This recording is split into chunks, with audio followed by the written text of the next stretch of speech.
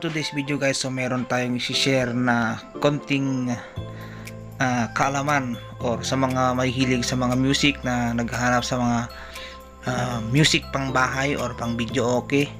So yung kailangan natin yung ating siyempre mas malakas na bass. Okay guys, so meron tayong MT21 or ZK MT21 dito.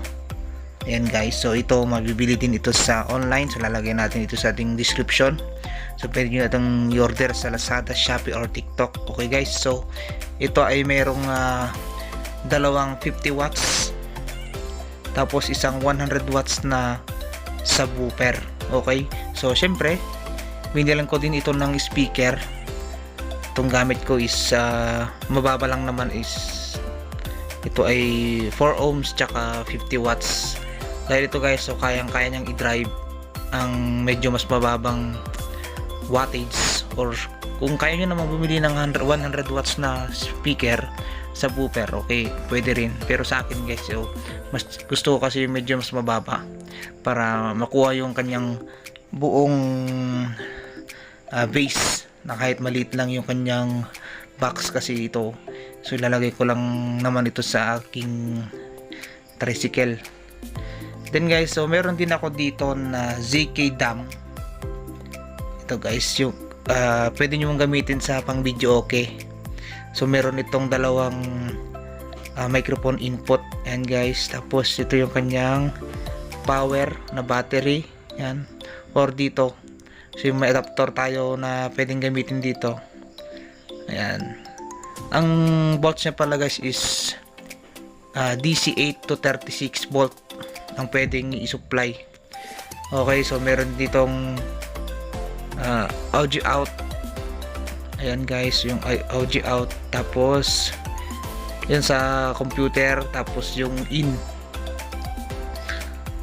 Gamit na lang kayo ng jack. Ayan guys, so meron din itong Bluetooth, connected din sa Bluetooth, tapos yung out na lang ang i-connect nyo, or kung pwede rin i-connect ito sa mixer.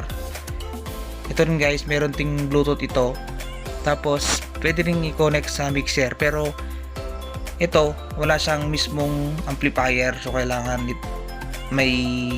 meron tayong amplifier na mag-receive, kasi ito guys kon lang to, parang transmitter lang.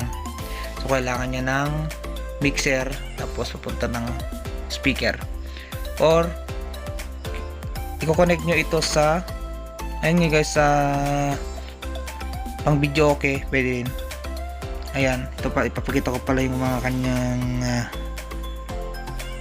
ayan, mga controller: mic bass, mic treble, mic effect, tsaka mic volume, tsaka mic music.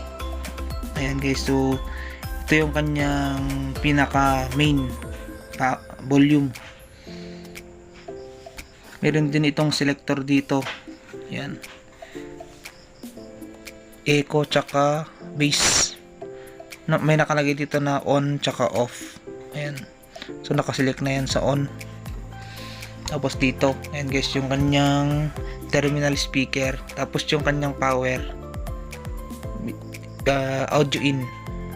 Ayan guys, so yan, sa mga naghahanap ng mga ganitong pang music, yan, pang bahay, pang bisita, pang video okay, yan guys, pwede yan.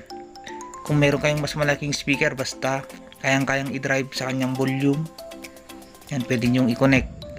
Ito guys, nakaseparate yung kanyang bass, tsaka yung kanyang tweeter, mid-high. Yan guys, so napaka-quality yung kanyang music. Lalo na ito guys, yung ZK DAM, yung kanyang microphone, so para kang naka B8 live yung kanyang output. Ayan guys, okay, ilalagay din natin sa ating description. Tsaka yan guys, yung speaker is nasa 300 plus. So click mo lang yung ating screen, so makikita mo yung mga item natin dyan. So mag-select ka na lang, direct na yan sa Lazada or Shopee. Yan, pwede mo na yung i-order.